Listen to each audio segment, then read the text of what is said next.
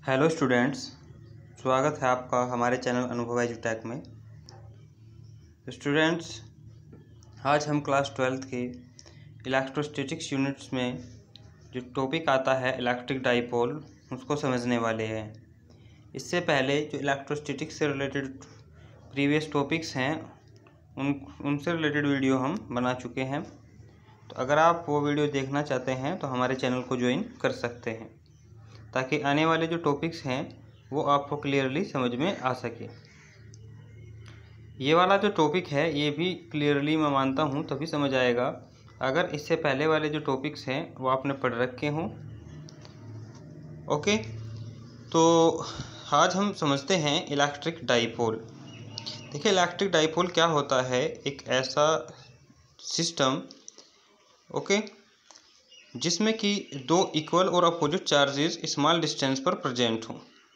सो ये हम क्या कहते हैं? इलेक्ट्रिक डाइपोल एक ऐसे पेयर को, एक ऐसे अरेंजमेंट को जिसमें कि इक्वल और अपोजिट चार्जेस स्मॉल डिस्टेंस पर प्रेजेंट हो। जैसे कि फॉर एग्जांपल -2 कूलम और +2 कूलम जो चार्जेस हैं वो मैग्नीट्यूड में सेम है लेकिन अपोजिट चार्ज हैं। एक माइनस में है तो दूसरा प्लस में है और में एक दूसरे के काफ़ी कम दूरी पर जो है रखे गए हों। तो इस अरेंजमेंट को हम क्या कह देते हैं? इलेक्ट्रिक डाइपोल कहते हैं। इसके कुछ एग्जांपल है, जैसे कि H2O है, HCl है। ठीक है, HCl में क्या है, जब इसका आयनाइजेशन किया जाएगा तो कितना हो जाएगा? H+Cl-।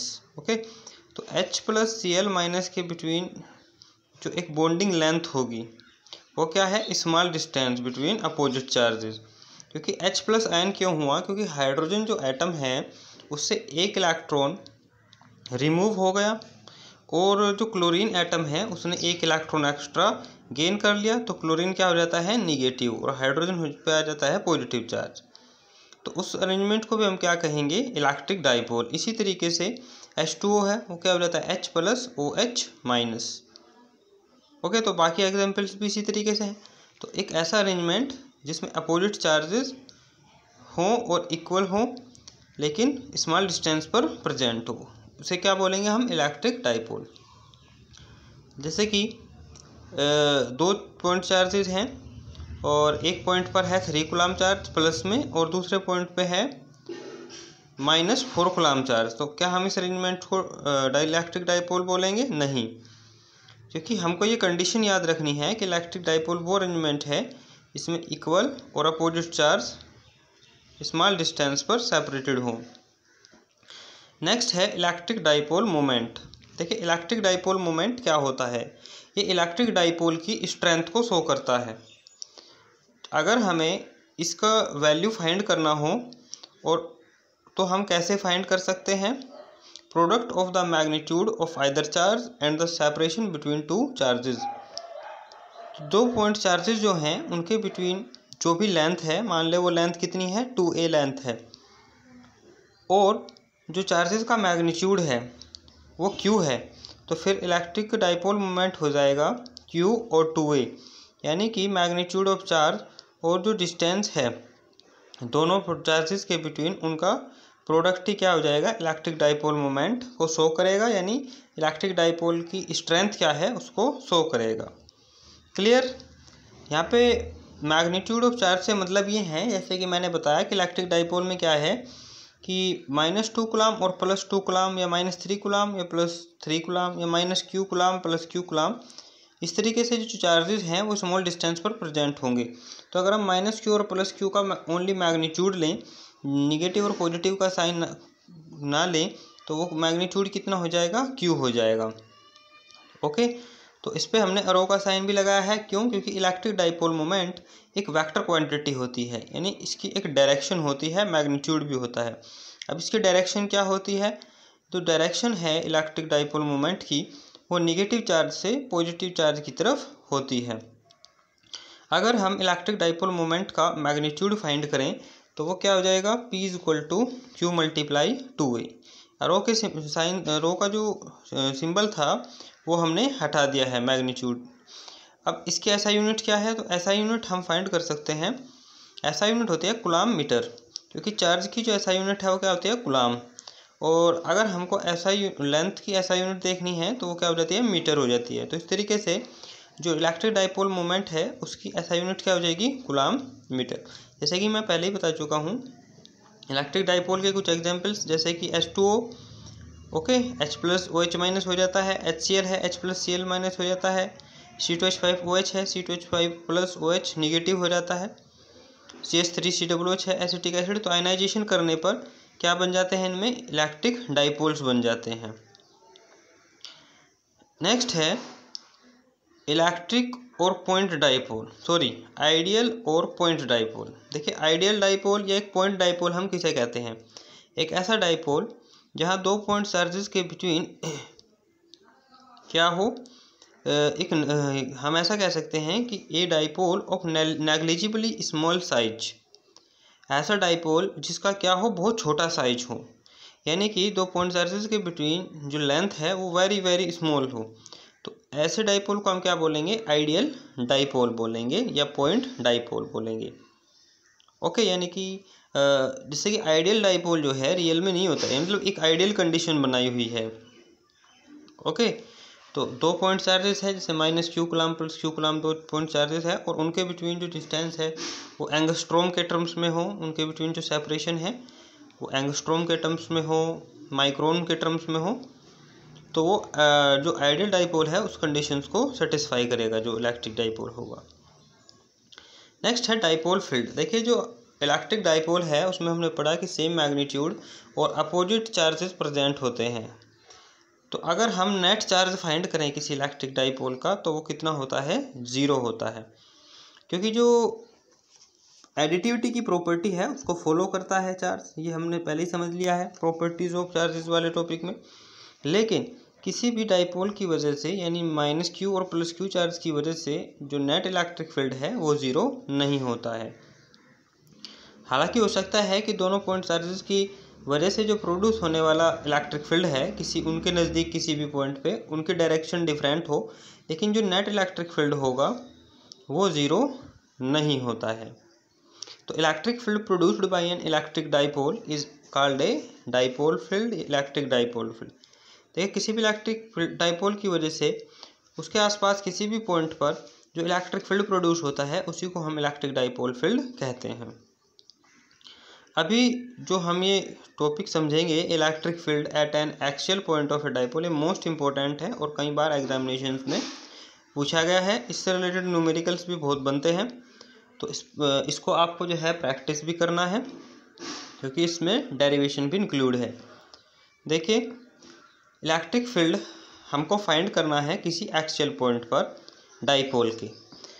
ये कोई डाइपोल है ए बी जिसके ए पॉइंट पर -q चार्ज है और बी पॉइंट पर +q चार्ज है। -q और +q चार्ज से मिलके बन गया है ए बी इलेक्ट्रिक डाइपोल। और इन पॉइंट चार्जेस के बिटवीन जो डिस्टेंस है वो 2a है। अब आप कहेंगे कि a क्यों नहीं 2a ही क्यों, ये फॉर्मूला भी हमने बोला कि p = q × 2a। देखिए 2a इस वजह से लेते हैं क्योंकि डेरिवेशन जब हम करते हैं तो 2a लेने से जो डेरिवेशन है वो थोड़ा इजी पड़ जाती है, बाकी प्रॉब्लम कुछ नहीं है। हम इलेक्ट्रिक डाइपोल की जो लेंथ है वो a भी ले सकते हैं, बट डेरिवेशन को आसान करने के लिए 2a ले लेते हैं। ओके, अब एक्सियल पॉइंट किसे बोलते हैं, देखिए ए और बी को जो ज्वाइन करने वाली लाइन है, इसी लाइन पर अगर हम कोई पॉइंट लेते हैं तो उसे एक्सियल पॉइंट बोलते हैं, क्योंकि ए बी जो लाइन है इसको कहते हैं एक्सिस ऑफ डाइपोल। तो ए और बी पॉइंट चार्जेस को ज्वाइन करते हुए इस लाइन को हमने आगे की तरफ बढ़ाया। ओके, और इस लाइन पर हमने कोई एक पॉइंट पी ले लिया जिस पर कि हमें जो इलेक्ट्रिक डाइपोल ए बी है इसकी वजह से कितना इलेक्ट्रिक फील्ड है वो हमें फाइंड करना है पॉइंट पी पर। जो इलेक्ट्रिक डाइपोल है उसका एक मिडिल पॉइंट लिया है ओ, तो जब मिडिल पॉइंट हो गया ओ और इलेक्ट्रिक डाइपोल की जो लेंथ है वो 2a है, तो इस हिसाब से OA और OB कितनी लेंथ हो जाएगी, A एंड A। तो मिडिल पॉइंट O से हमने मान लिया कि पॉइंट P जो है वो स्मॉलर डिस्टेंस पर प्रेजेंट है। क्लियर, ये हम इलेक्ट्रिक डाइपोल मोमेंट में समझ चुके हैं कि जो इलेक्ट्रिक डाइपोल मोमेंट की डायरेक्शन है वो -q से +q की तरफ होती है। अब पॉइंट P पर नेट इलेक्ट्रिक फील्ड को फाइंड करने के लिए हम मान लेते हैं कि पॉइंट P पर एक टेस्ट चार्ज है Q नोट। ये आपको समझ आया? तो देखिए हर एक सिंगल पॉइंट चार्ज का अपना एक इलेक्ट्रिक फील्ड होता है। तो इस वजह से -Q पॉइंट चार्ज की वजह से जो इलेक्ट्रिक फील्ड है उसको हमने EA से डिनोट किया है, because -Q is greater than Q note. तो ये मैंने जब शायद दूसरी वीडियो बनाई थी तो उसमें आपको क्लियर किया था कि आपको इलेक्ट्रिक फील्ड की जो डायरेक्शन है वो किस तरीके से लेनी है, क्योंकि यहाँ पे -Q charge is greater than होगा Q नोट। ओके, तो उस कंडीशन में जो इलेक्ट्रिक फील्ड की डायरेक्शन है वो आपको लेनी है अलोंग PA। अब आपको ये भी देखना है कि Q नोट पॉइंट चार्ज से -Q चार्ज कितनी डिस्टेंस पर प्रेजेंट है, तो उसको आप फिगर के अकॉर्डिंग फाइंड कर सकते हैं।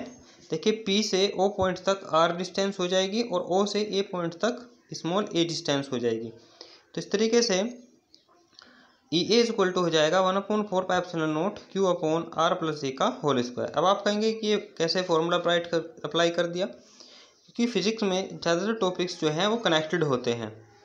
तो हमने एक इससे पहले टॉपिक पढ़ा था electric field due to a point charge.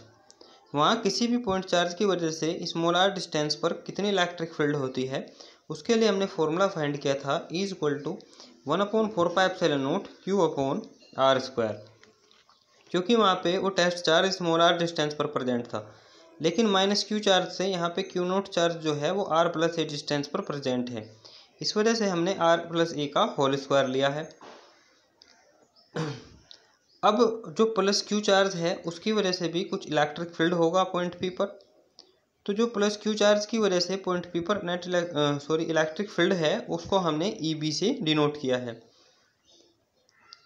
तो +Q चार्ज की वजह से जो इस पॉइंट P पर Q note charge electric field या फिर इलेक्ट्रिक फोर्स को फील करेगा, तो उसी के अकॉर्डिंग EB इक्वल टू है 1/4 pi epsilon naught Q upon R minus A का होल स्क्वायर।